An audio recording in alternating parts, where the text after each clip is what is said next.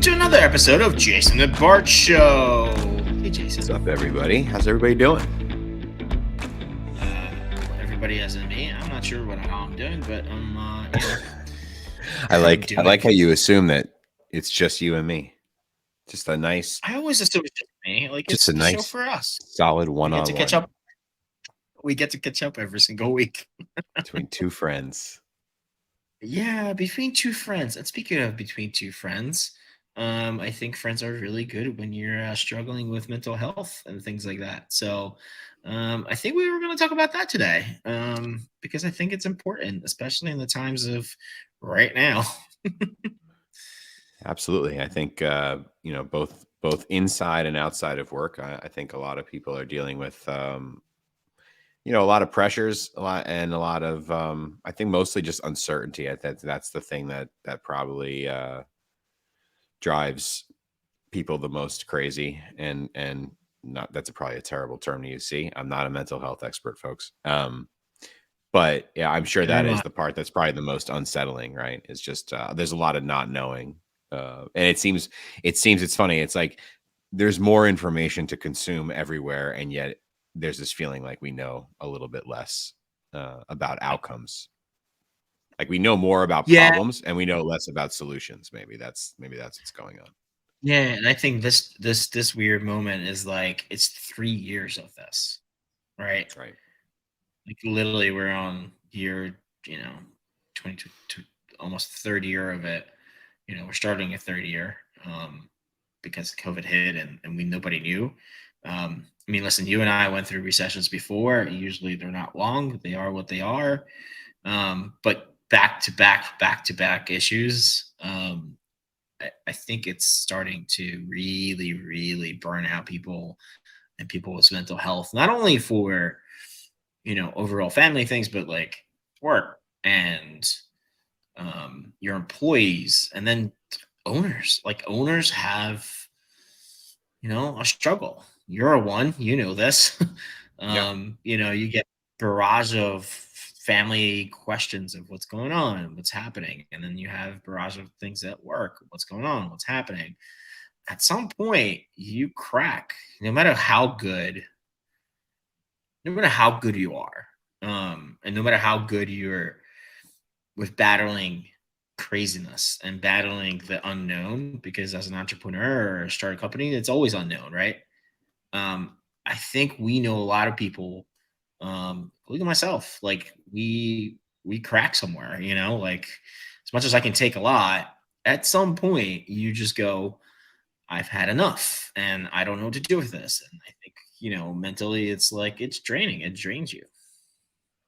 Yeah, 100%. I think I was saying with some of the management teams sometimes I work with is like our job is to control the chaos. Like there's organic chaos that comes with our particular line of work, I think, in just client services and ebbs and flows and interpersonal relationships and all those things. And I think our job is to just try to control the pendulum from swinging super wildly in one direction at any one time, because then we know it's going to swing wildly in the other direction as a result. And that just is disruption upon disruption. And that creates all kinds of, to use the word of the day, like stress on the team. But I also think to your point is it also is exhausting for leadership, right? I mean, that's a difficult place to find yourself in a lot. And, I think, I'm a very sort of system driven, data driven, metric driven person. And I do find that, trying to control disruption is a lot easier, and control chaos, control, the macro craziness that's around us a lot of the time. The more repetitive a lot of the basic fundamentals of your business are, and the more that you can sort of make things rote for you and your team, I think is also really important. We touched on communication skills, I think, or communication workflows with Leslie when he was on with us a couple of weeks ago. And I think that, I always think communication is one of those, it's a smoother, like it's able to even things out and level things out when things are super volatile and disruptive. And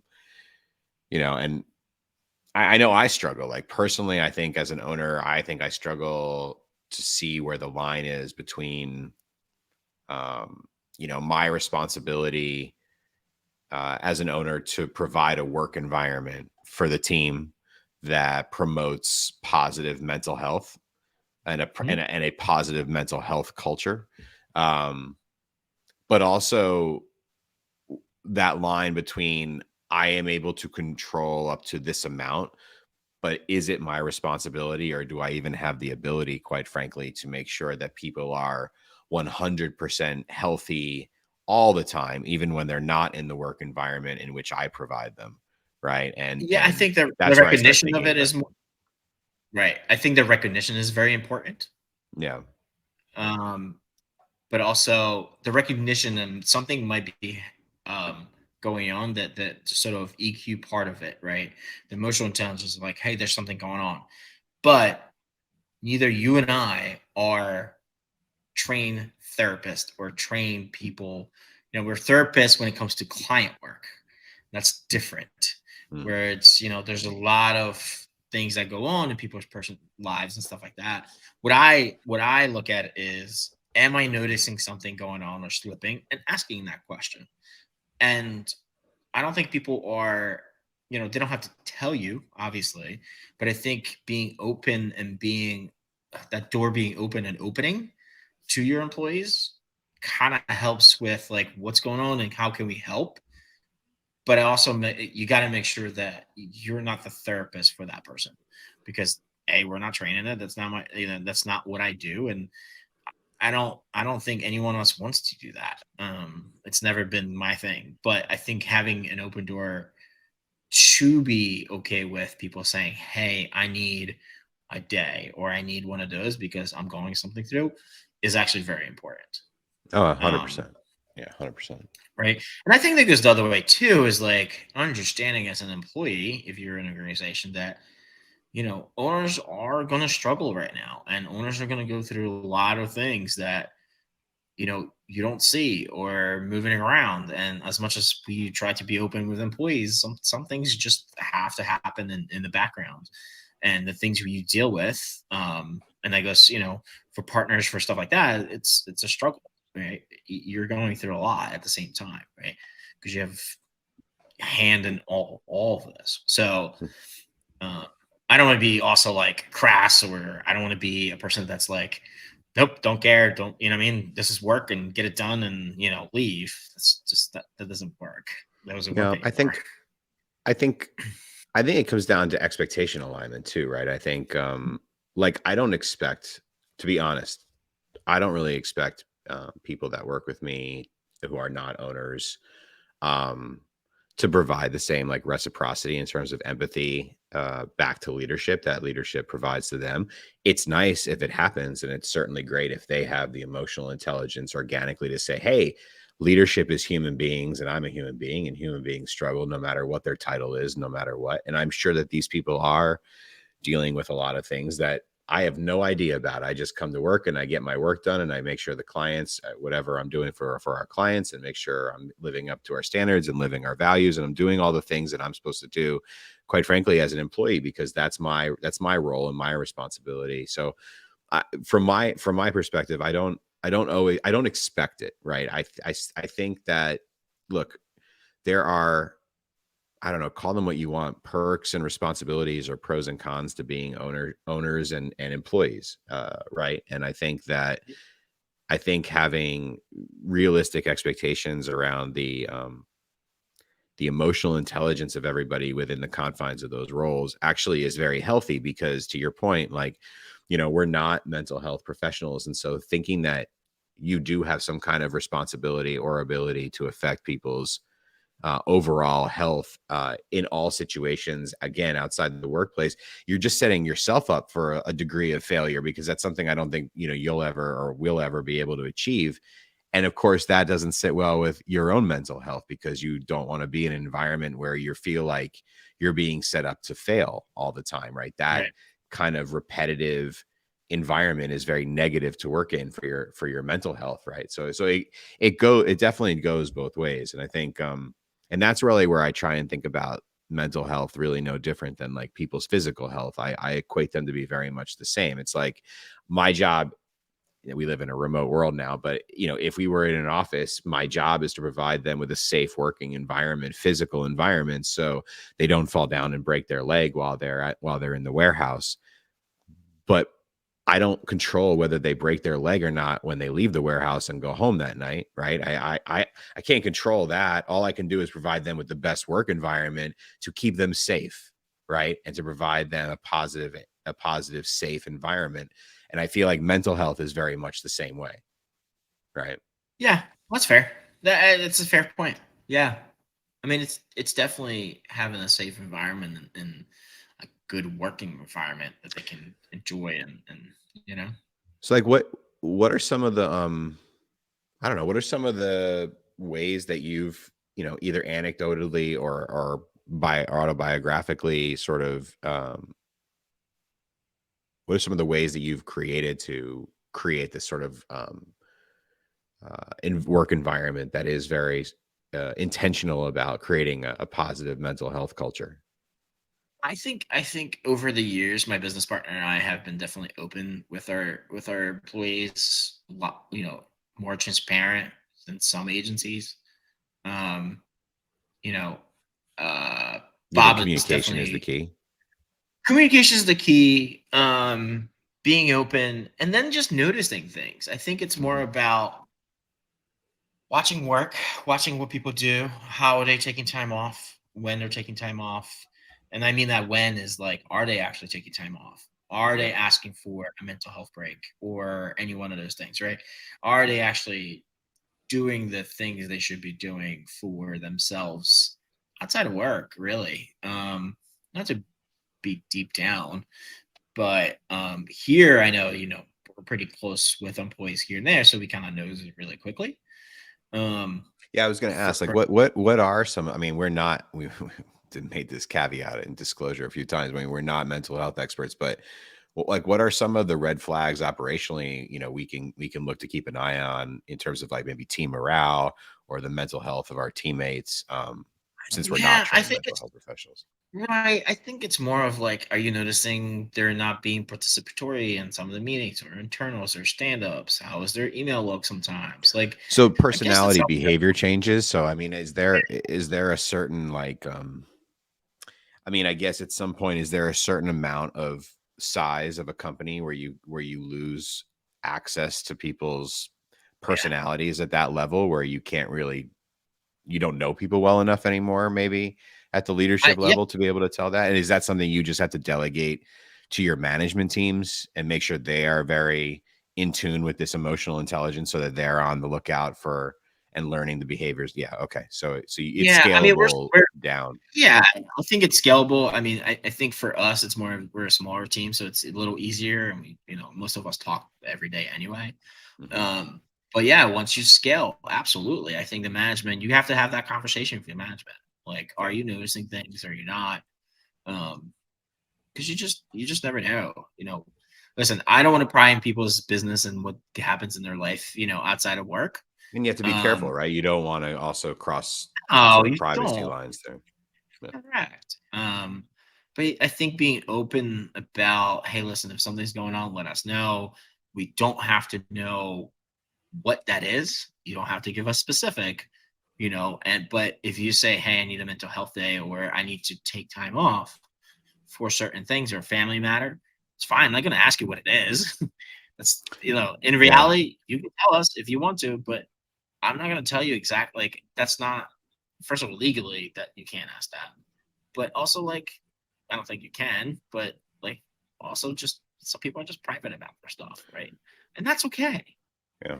But I think having it's like a that lot. room, having a room for them to do that is, I think, important. Right. I think what you just said there at the end, I think is really important. I think like a lot of things, if you're a person in a position of, authority or power, whatever you want to call it, like I think providing access and opportunity to people is the most important thing, right? And giving people the ability to make their own choices, but make sure that they have avenues towards solutions, right? For things that come up. You are managing people at the end of the day, and each of those people has a life that they go to. And, I think, we've talked in the past about, I think one of the biggest like psychological pressures on people obviously is financial, right? Is money. That's always something that weighs on people's minds. And, I've had a lot of conversations with owners who, where we talk about, it's market rate, and they'll be negotiating salaries with folks, and, they're really getting down to like really negotiating almost down to the penny or the dollar. And you just start, wondering, hey, how much more, how much better of an experience and environment are you going to provide for the employee by basically taking a little bit of the financial pressure off of them, if you can, right? So if you've got somebody who's at, like, as an example, right, like somebody who may be asking for $100,000 a year, and you think this person is just going to be great, and there's a lot of value, and you understand that they're dealing with, maybe their spouse just got laid off or whatever it is, your ability to say, hey, again, obviously within the confines of your own budgets, and your salary bands, but even being able to offer them like 5% above what they asked, and start the relationship off on that foot of, hey, we're here to take some of life's bigger pressures off your plate a little bit, so you can really be, you can really live up to your utmost potential, for yourself as a professional, and obviously for our clients, right? And that's part of it. Yeah, Absolutely. really interesting. I think a lot of the time we do spend a lot of it on, like, rightfully so, we focus really on like, the team's the state of the team's mental health, a lot of the time. And then of course, good leaders, a lot of owners, they eat last, when it comes to all things. But I would argue that, your own mental health is super important as ownership, because I'm not sure how you can how you can really live up to great servant leadership, if you yourself aren't, energized to do so, because it requires a lot of energy to do it well. I think that's really important. Definitely things I know firsthand, my friends. Yeah. And we talk about burnout. Like, I hear this a lot from a lot of owners, right? Like, oh, I'm burnt out, or I'm stressed, and a lot of stuff like that. I think one of the most important things to do there is to get a little self-awareness and a little honesty, to be right. I think you've got to really take a look at where you are with your work as it relates to your mental health, and figure out a couple things. Ask yourself a couple of questions. Maybe the first is, how permanent or volatile is your stress that's created by work? Like, is this every day, all day, for years on end? If it is, like, red flags should be going off all over the place. Is it volatile? Is it up and down? Like, are there periods of immense stress followed by periods of, not so much? In fact, maybe even easy street. And maybe that's just the nature of your business. I think that's something to look at, because that, there are differences there. And then honestly, like, I think this is the hardest question, especially for younger owners who have been at this for a little less time. They're into it.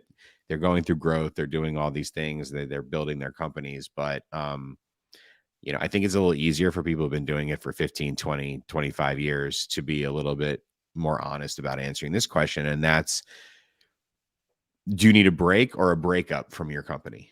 Right. And I think the first question I ask kind of feeds into the second question, is like, if what you own, you're not an employee, like, you are the owner.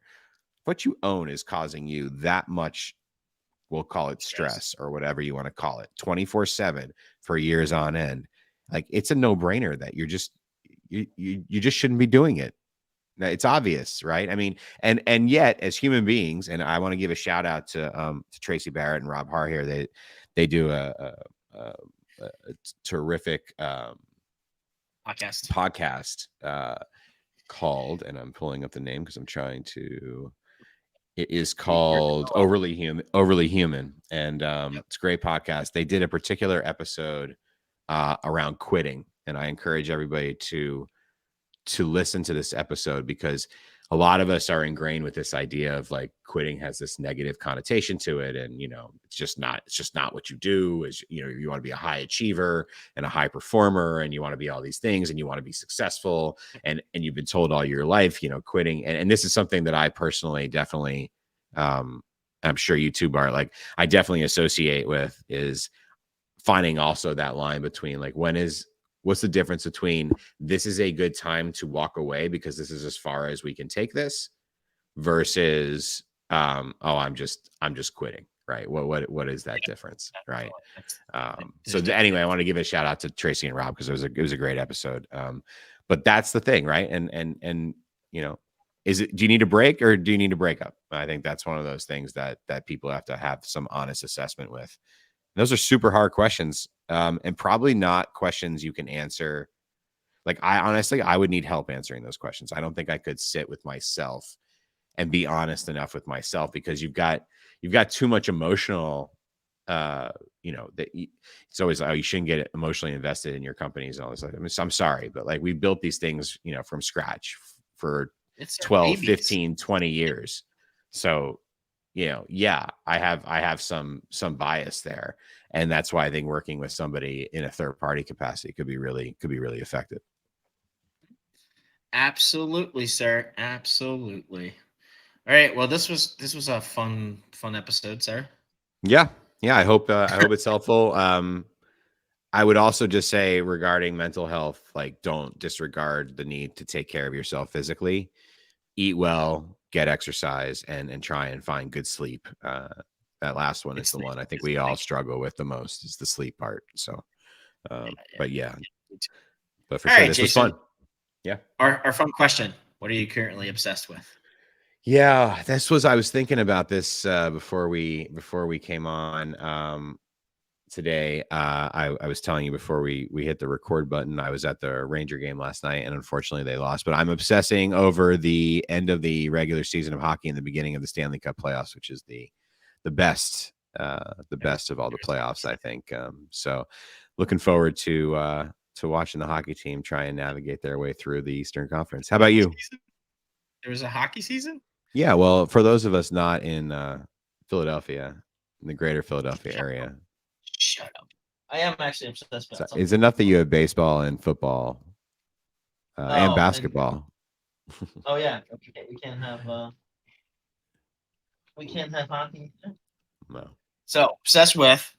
So I when I travel, I try to have like things, and like I'm kind of conscious about not having a bottle of water with me and not using plastic. And when you travel, and the one thing I was missing is, so I found a bottle that has a coffee cup built in that you can take out. That's kind of cool. Mm-hmm. Yeah. That works. I love that thing. But also when I want a bigger shaker bottle with protein stuff or whatever, but also need a coffee cup, I found a coffee cup for travel. It is you guys are gonna have to do this in video, but it is a watch us on YouTube. Subscribe, like, hit that subscribe button. But it is a cup. Very cool. And it's made out of what? It's rubber type of thing. But it's the idea that it's foldable and very portable type thing. So they make those for I don't mean this derogatorily, but I have a dog and they make the same thing, like they do to put like water in for your dogs. Yeah, they do. But it comes with cool sleeves. You just kind of look how bright, look how nice that is. That color's popping too. It's red, my friend. It's always something red. I can't help it. Sorry. But yeah, you're on brand. I am on brand almost all the time. I like it because it's like it's there. I can take it with me. Pop it in the bag. Kind of obsessed with it. So there you go, sir. All right. But that was another episode. Hopefully this helps a little bit. Somebody, we're hoping. We hope so. Have a great week, everybody, and we'll see you soon. See you next time.